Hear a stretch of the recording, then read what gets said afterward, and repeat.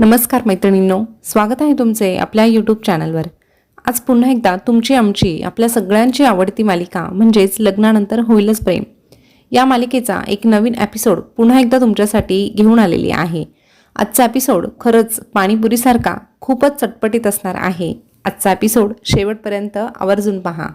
तर बघा, एपिसोडच्या सुरुवातीलाच आपल्याला काव्या आणि मानिनीचा संवाद सुरू असताना दिसतो, जो की कालच संपताना आपल्याला पाहायला मिळाला होता। कारण मानिनी काव्याला विचारते की अगं काव्या, तू पार्थसाठी एवढं सगळं काही करत आहे, मग एक विचारू का तुला? तर काव्या म्हणते की हो विचारा ना। तर मानिनी म्हणते की तू पार्थच्या प्रेमात वगैरे पडलीस का? आता हा प्रश्न ऐकल्यानंतर अगदी क्षणभरासाठी काव्या स्तब्ध होते आणि आपल्याला असं वाटतं की काव्या आता उत्तर काय देणार। पण काव्या कशी आहे हे आपल्या सगळ्यांना ठाऊक आहे। जे आहे ते ती स्पष्ट बोलणारी मुलगी आहे। ती त्यावर लगेचच म्हणते की काकू, पार्थ देशमुख आहेच असे की कोणीही अगदी सहज त्यांच्या प्रेमात पडेल। त्यांचा स्वभाव, त्यांचं वागणं, त्यांचं बोलणं हे सगळं काही खूप छान आहे आणि हे पाहून कुठलीही मुलगी त्यांच्या प्रेमात पडेल। पण मी मात्र अजून त्यांच्या प्रेमात पडलेली नाही। गेला महिनाभर माझ्यामुळे त्यांना प्रचंड त्रास झालेला आहे, मनस्ताप झालेला आहे आणि म्हणूनच मला माझ्या चुकांची आता जाणीव व्हायला सुरुवात झालेली आहे आणि आता पार्थसाठी काहीतरी असं करायचं आहे ज्याने पार्थ खुश होतील आणि म्हणूनच मी हे सगळं काही करत आहे। पण तुम्ही म्हणताय तसं प्रेमात वगैरे मी अजून तरी पडलेली नाही। आता हे ऐकल्यानंतर मानिनी काव्याला म्हणते की अगं काव्या, मला हा तुझा स्वभाव खूप आवडतो। जे काही आहे ते तू स्पष्ट सांगते ना, ते खरंच खूप चांगलं आहे। पण ठीक आहे, आता तुमचं लग्नच अशा परिस्थितीत झालं की त्याला कोणीही काहीही करू शकत नाही। पण तरीही आता लग्न झालं आहे आणि मग आता लग्नानंतर होईलच की प्रेम, असं मानिनी जेव्हा म्हणते तेव्हा काव्याला देखील थोड्या वेळासाठी अगदी धक्का बसल्यासारखं वाटतं की ती विचारत पडते की आता खरंच असं काही होईल का? पण असं अजून तरी काहीही नाही। आता इकडे लगेचच मानिनी म्हणते की तू आवरून घे, तोपर्यंत मी खिचडीचा डब्बा वगैरे भरून ठेवते, तू तयारी करून ये। मग काव्या म्हणते ठीक आहे, मी तयारी करून येते।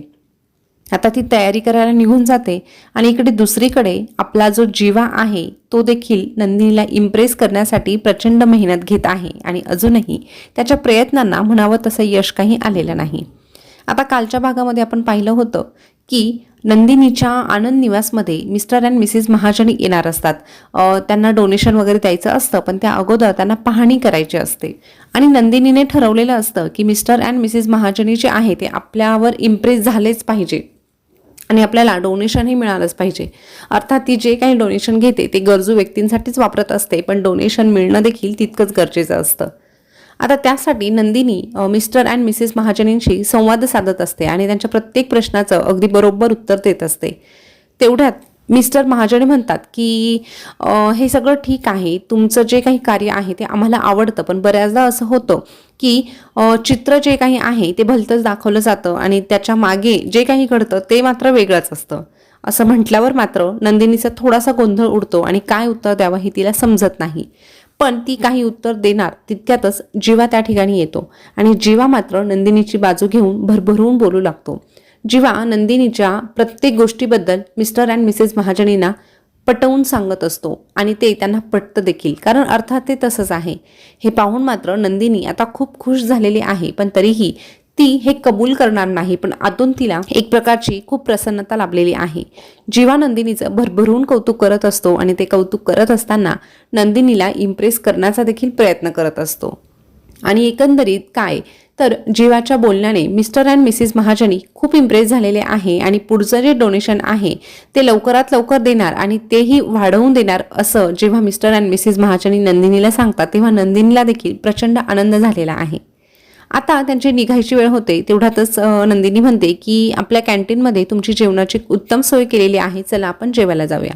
तर मिसेस महाजनी म्हणतात की नाही, मी इथे जेवणार नाही। त्यावर नंदिनी म्हणते अहो सगळं काही व्यवस्थित आहे, तुम्ही इथे जेवून घ्या, काहीही हरकत नाही।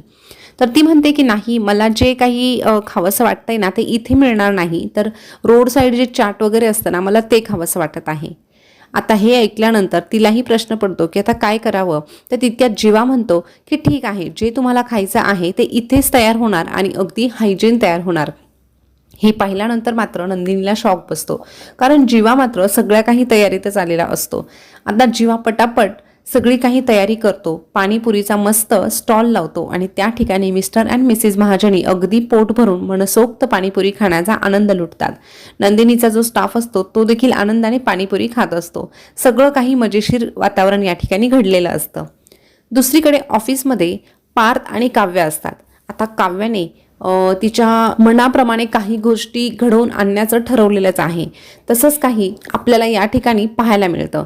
आता रम्याला माहीत असतं की काव्या पार्थसाठी टिफिन घेऊन येणार आहे, ते वसूने तिला सांगितलेलं असतं आणि म्हणूनच ती पार्थला बाहेर जेवायला घेऊन जाणार असते. तिच्या प्लॅनप्रमाणे सगळं काही होणारच असतं. तितक्यात काव्या देखील तिथे डब्बा घेऊन येणार असते. पण आता नेमकं कोणाचा नंबर या ठिकाणी लागणार हे देखील पाहणं मजेशीर ठरणार आहे. आता काव्या लिफ्टमध्ये असते आणि जेव्हा ती लिफ्टमध्ये असते तेव्हाच इकडे रम्या देखील दुसऱ्या लिफ्टमध्ये असते. पण होतं असं की रम्याची लिफ्ट खराब होते. त्या ठिकाणी लिफ्ट अडकते आणि म्हणून रम्याला बाहेर यायला थोडासा वेळ लागतो. तेवढ्या वेळात मात्र काव्या पार्थच्या केबिनमध्ये पोहोचलेली असते. आता पार्थला काव्या येईल हे काही अपेक्षित नव्हतं, म्हणूनच तो मागे न वळता म्हणतो की ये रम्या. पण तिथे रम्या नसते तर तिथे काव्या असते आणि काव्याला आत येताना पाहून मात्र पार्थचा मूड अगदी म्हणजे फुलून गेलेला आहे. पण तो देखील हे सगळं काही दाखवत नाही. आता काव्याला आपल्या ऑफिसमध्ये आपल्या केबिनमध्ये पाहिल्यानंतर पार्थची जी काही हालत झालेली आहे ती त्याच्या चेहऱ्यावर साफ झळकत आहे आणि आपल्याला ते पाहायला देखील मिळत आहे. पण लगेचच तो भानावर येतो आणि म्हणतो की तुम्ही इथे कशा काय. तर काव्या म्हणते की का इथे दुसरं कोणी येणं अपेक्षित होतं का. तर तो म्हणतो नाही, ॲक्च्युली रम्याची आणि माझी कॉन्फरन्स मीटिंग आहे म्हणून मी विचारलं. तर मग काव्या म्हणते की आधी पोटोबा मग विठोबा, त्यामुळे मी तुमच्यासाठी जेवणाचा डबा आणलेला आहे. खास तुमच्यासाठी साबुदाणा खिचडी बनवलेली आहे, ती पहिले खाऊन घ्या आणि मग नंतर तुमची जी काही कामं आहे ती करा. आता हे ऐकल्यानंतर यापूर्वी देखील काव्या पार्थसाठी खिचडीचा डबा घेऊन आलेली होती. फरक इतकाच होता की तेव्हा ती जबरदस्ती आलेली होती आणि तेव्हा पार्थला प्रचंड आनंद झालेला होता. पण आता परिस्थिती वेगळी आहे. आता ती स्वतःच्या मनाने आलेली आहे, स्वतःच्या हाताने तिने खिचडी बनवलेली आहे. पण इथे आपला पार्थ मात्र काव्यावर नाराज आहे. त्यामुळे आता पार्थ काव्याने आणलेली खिचडी खाणार की नाही खाणार हा प्रश्न देखील आपल्यासमोर उभाच आहे. तर ते सगळं काही आपल्याला उद्याच्या एपिसोडमध्ये पाहायला मिळणार आहे. त्यामुळे उद्याचा एपिसोड पाहण्यासाठी आपल्या ह्या चॅनलला सबस्क्राईब करून ठेवा आणि बेल बटन देखील प्रेस करून ठेवा. उद्या जे काही बघायला मिळणार आहे ते देखील इंटरेस्टिंग ठरणार आहे, पण तरीही आपल्याला थोडंसं नाराज करणारं आहे. कारण आता काव्याने एवढा जीवाचा आटापिटा केलेला आहे का, तर नंदिनीला पाणीपुरी खाऊ घालण्यासाठी. पण नंदिनी मात्र पाणीपुरी खाण्यासाठी स्पष्ट नकार देते आणि त्यामुळे जीवाचा मूड थोडासा खराब होतो आणि हे पाहून आपल्याला देखील प्रचंड वाईट वाटणार आहे. त्यासोबतच काव्याने देखील प्रेमाने आणलेला खिचडीचा डब्बा पार्थ आता त्या ठिकाणी कामाला असलेल्या एका व्यक्तीला देऊन टाकतो. हे पाहून काव्य तर नाराज होते, पण प्रेक्षक देखील आता प्रचंड नाराज होणार आहे. तर तुम्हालाही तो एपिसोड पाहायचा असेल तर पटकन बेल बटन प्रेस करून ठेवा आणि पुढचा एपिसोड पहा. धन्यवाद.